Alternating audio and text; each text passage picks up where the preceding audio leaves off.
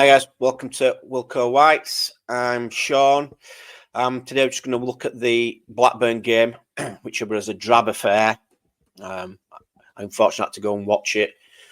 Look at the lineup, which was a big surprise for me with Ampadu not starting. I wasn't concerned at the time because obviously we know Tanaka and Rothwell can do a job in that centre midfield. But the lineup were Meslier, Bogle right back, Rodon, Struijk, and Byram in defence. Tanaka and Rothwell, Dan James coming back in, Solomon coming back in with Brendan Anderson just behind Pirro, also coming back in to replace Joseph, which we all thought and we knew that would happen. But the big one was Ampadu, and in hindsight, maybe the wrong call. Because Ampadu's done really well in that midfield past two games. The Blackburn team, big one, there was Todd Cantwell missing. So, again, that gave me a bit more hope. I did say, I think 2-0 win to Leeds, I were expecting. Going off the current form and previous stats of previous games. I really fancied us against Blackburn, but yeah, they're set up. I mean, back four, the well-drilled team, and you can see Eustace. He sets his teams up really well, especially against Daniel Farke. Defensively, they were sound. The only issue for me is the time wasting that they did from minute one, and the fact the referee didn't even do anything about it frustrated all the fans in the ground. You can see from straight away, first minute, there was a set up to frustrate, time waste. I'm glad we don't have a manager like that, to be honest. But the fact the referee, he should get it sorted straight away, even if they have to book somebody. It's stupid how it goes on for so long, and how referees are letting it happen, and it just slows the game down. And yeah, the Kenway game plan did Blackburn, and they did a job on us again. That first half, I mean, you could tell straight away it were slow tempo, the side to side passing, which we've come to see. It reminded me a lot of the Bristol City game, that first half. It just so slow. I mean, you could see, and I was in the south stand, and then you can see because we're playing side to side and we're not switching the ball and we're getting the ball out wide quick. It's just giving the time for Blackburn just to set themselves up and then just follow it across. Because we were moving the ball so slow, there was just no tempo, and we looked also hesitant on the ball. Like we weren't sure which way to go, and I could tell, I could read every pass before they made it. It was so obvious what we were going to do. You can tell I'm a bit frustrated because it's one of those games we should and could have picked 3 points up. But yeah, it's just so predictable in the passing. I think Daniel Farke said it in his pre-match. We didn't play enough vertical balls. Too much side to side, wasn't quick enough. So even he's seen it. I mean, it was such a bad game. Even the highlight reel was only about 2.5 minutes. That first half, especially. Just look at the stat if you can see this. This stat for me. First half stat. 2 shots, 1 shot on target. I mean, the best chance of the game. It came when Pirro sent Dan James down the right, and he put it in, and it was cleared. But that there. I mean, look at even Blackburn, 1 shot. Terrible. It was just such a drab first half. Yeah, it really was such a bad first half. But second half came. I mean, I won't call it for changes. It would just maybe just do something a little bit different. Solomon looked lively. He was the shining light today. He looked lively in the first half, but they're just, his balls in, his distribution. It's just fantastic, and such a quality player, and he's on form right now.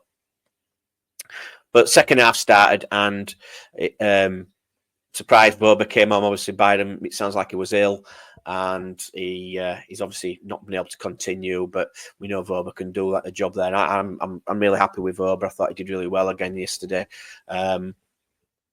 getting down that left wing, and he putting some good balls in. Also, nearly scoring towards the back end with a great strike, making their keeper produce a good save. Bogle then also went down early second half. Now, big talking point. He brings Ampadu on at right back. And we have seen him do that. But we have a guy called Schmidt who we signed.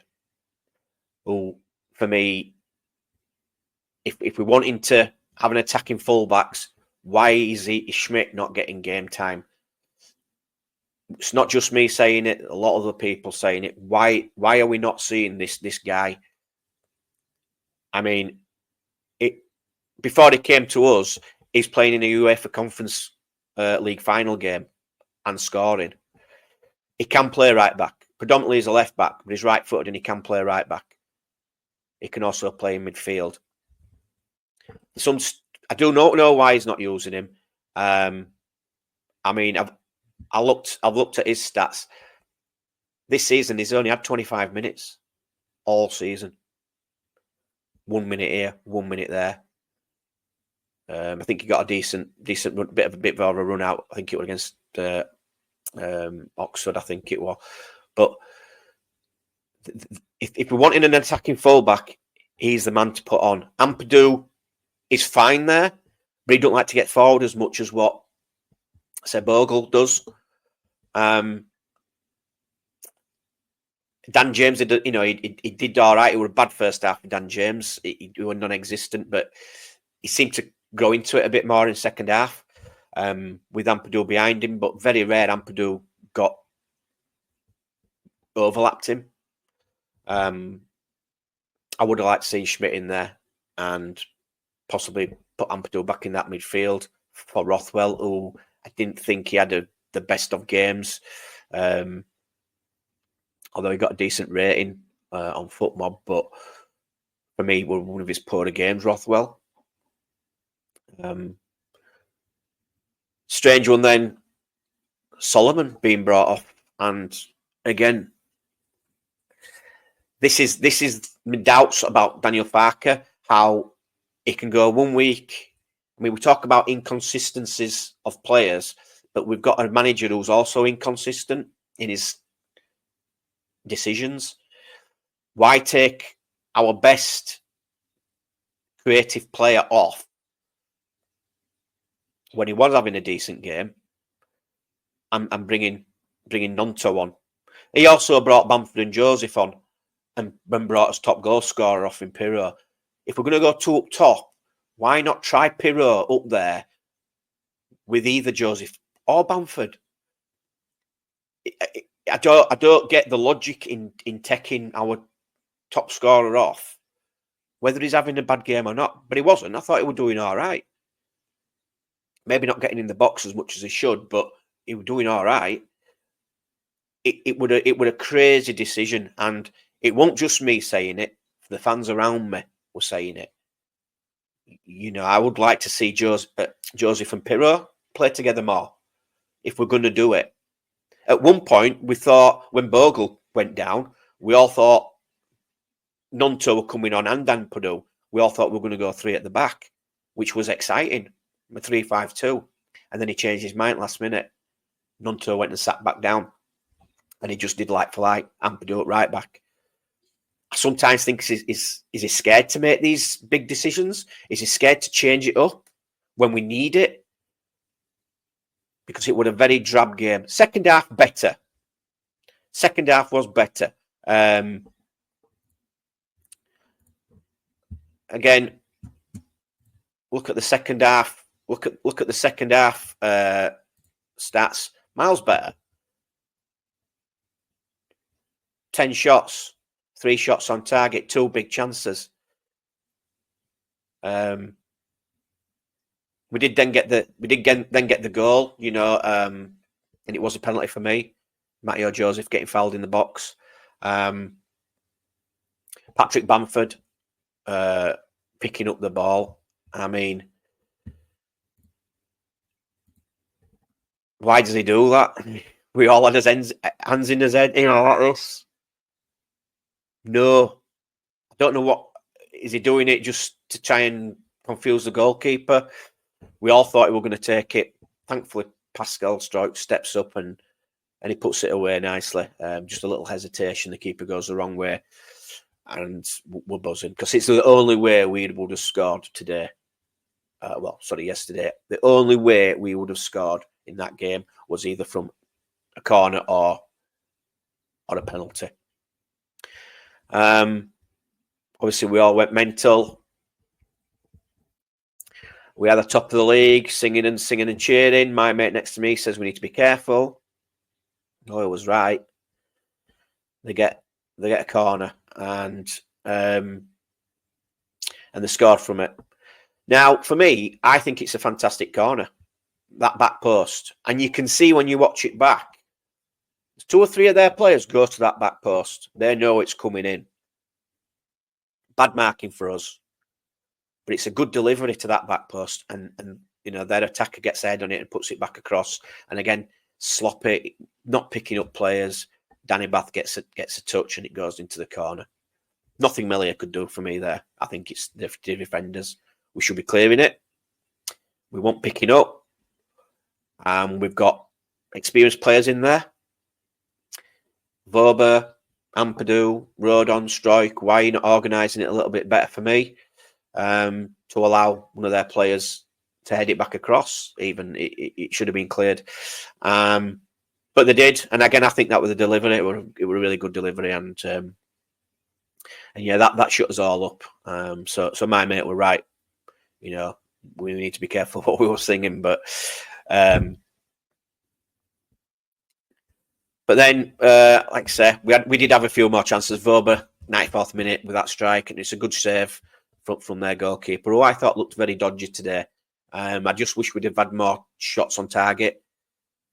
It's so frustrating. It really is. I mean, that second half, Blackburn had 1 corner all game and they scored from it, and it's just so typical Leeds. And but it would dire, and I can't find one good player. You know, one player who did that well. Maybe Pascal Stroik because he got the penalty and he scored the penalty. Sorry, but no, I mean Willie Nonto when he comes on, I don't understand. Sometimes he floats around. Is he playing in the 10? Or Harrison playing out wide? Why did we bring Solomon off? For me, it should have been Dan James because he wasn't having the best of games. Why are we playing as best midfielder apparently at right back? Why are we not using Schmidt? There's a lot of questions, and it's crazy because we've had a good Christmas period, but a game like this then starts putting doubts in my mind again against why Daniel, some decisions with Barker. Why is he using Bamford as much as he is? It's shocking. Please don't throw stats at me about his goal to minutes ratio last season. It's absolute rubbish. He shouldn't even be at this club anymore. I don't know if it's charity minutes sometimes, but why? He offers nothing. And he got like a 5.6 rating. Proves it all. He offers nothing. We'd have been better keeping Pirro on that pitch. Taking off Solomon again. Crazy. You can see I'm frustrated, and my frustration also. A lot of people are saying, "Well, it's not so bad because Burnley drew and Sheffield United lost." That makes it worse for me because we had that chance to pull away. We'd have had a 5-point gap. Oh, yeah, 5-point gap. We get these chances to pull away and we don't take it. We're very lucky, I suppose, then that, the Sheffield United haven't won and Burnley haven't won. But again, it's more frustrating because we're not taking them chances to get that gap, which we need. And we've talked about it, and I've talked about it. We're not going to win every game, I understand. And Blackburn did a job on us. I mean, John Eustace shithoused it to the best, winding up the fans behind the dugout. I bet the Blackburn fans love him. You know, we'd love a manager like that. I wouldn't like a manager who wants to come and just play time waste from the first minute. But again, he's done a job on Daniel Farke, and for me, that's Daniel Farke's fault as well, because he's trying to do the same thing all the time against a manager he knows is going to set up how he does. And he is a decent manager, but Daniel Farke, for me, he just needed to change something. Formation, square pegs in round holes, and all that. I don't get some of his decision makings, and that's for me his downside. And he can get it so right sometimes, but he just gets it so wrong other times. And today were another. And it's not all on Daniel Farke. The players, maybe they're tired. They've had a busy Christmas period. Maybe they are tired. But we see goals like we scored against Derby, and you want more of that. And then you see a performance like yesterday where there's nothing really to talk about. Second half, we're a little bit better. It was just crying out for a goal, and we got the goal via a penalty, but then we go and let it slip away. And Joe Rodon, if you saw his reaction after that goal went in, he was fuming, absolutely fuming. Joseph didn't really do anything for me either. Nonto keeps on the ball too much. Don't actually know what position he's playing. How we playing? Did we play with 2 10s? Did Anderson go out to the left? It's again the same. There's no formation. It's just throw bodies on. But yeah, Solomon wasn't happy when he came off. But none of the fans were happy that he came off. Wild. If you're going to put two strikers on, play 2 up front, you need somebody who can put the ball in the net. And that was Solomon. The ball in the box, and that was Solomon. And he took him off. And wild. If we can all see it, all 36,000 of us, why can't the main man see it? So it's frustration for me. Like I said, the results, they went for us, but that's made it more frustrating for me because we could have pulled away. Look at transfers. I've heard a lot of, we need some fullbacks because Bogle's picked up a knock. We don't know when Firpo's back. Sam Bynum, look, he was just ill. He's still going to be fit, I think, for Saturday. I think Bogle will possibly be fit for Saturday. Was it a dead leg or something like that? We're not going to sign a fullback. Why do we buy Schmidt? Why do we buy Schmidt if we're not going to use him? He's a fullback. It's up to Daniel Farke now to start using him. I don't believe anything's gone on. I just think it's Daniel Farke using the players he knows can do a job, i.e. Ampadu. But then you're taking his best midfielder out over the last few games he has been. I would all go back to this slow passing.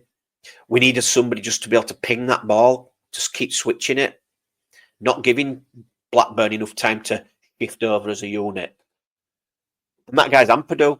He's been doing it past few games. That ball over, switching sides, and nobody else was doing that. So there's questions to be asked. Can't complain where we are. Can't complain with results. Still unbeaten at home. But it was just the manner of it. I think, yeah, we need another new number 10. Going back to the transfers. Hopefully Bamford will go. Even if it's a free. Even if it's a free for me. I'd let him go. We've had his money worth out of him. I don't know what value would probably be, but what is it? What is he worth? Let's have a look.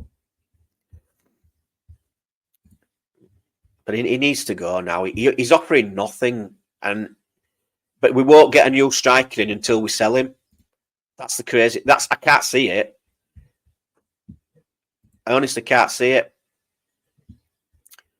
Market value 4.3 million euros. 4.3 million euros. I'd take $1 million for him. I really would. I'd take $1 million for him.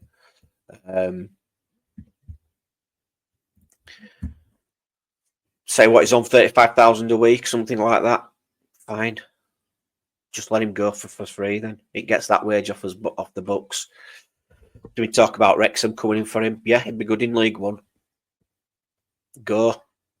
Looks like Joffrey's on his way out as well. So that's going to free up some cash in wages. Don't know how much he's going to go for, but you've got to be a change there. And I'd get a new number 9 in, along with a 10. I'd get a 9 in, and I'd make Joseph the third choice then. Because he ain't second choice for me. He's not doing it. He didn't really offer much either, and disappointing. And when Pirro's not obviously getting the service, then you need somebody else to come in and just to give him that helping hand. Because for me, Pirro's carrying the strikers at the minute. It really is. Why we didn't see Ramazani as well? Baffling. Another option off the bench. Could have come on for Dan James, give us something different. But I don't like how we just throw all these strikers on and attackers and we go so narrow again. Just play straight into Blackburn's hands, and teams like that will like to sit. But well-drilled teams, we're struggling against to break them down, and I just want to see something a bit different. So I am a bit dejected, but overall I can't complain. We've got Hull coming up on Saturday, who are in poor form. I think the third from bottom or something like that. Really down there, and I'm expecting 3 points. Nothing less. Nothing less will do. But Daniel Farke's got to get it right, and he's got to start getting these substitutions right and trying different things. Because if we have a dip in form, these points we're dropping, it's going to cost us, and we'll look back on these games and think we should have hung on to that 1-0 lead. But yeah, that's it for me. It was a good day though. Met up with Matty and his best mate Priestley from Imagine Not Being Leeds, and it's always good to see them. And but yeah, hopefully get to some more games as well. And that's it. So I'll talk to you all soon. I'm going to do a Hull City preview. Look at them, and that's it. So I'll speak to you soon. All right. See you later, guys. Ciao.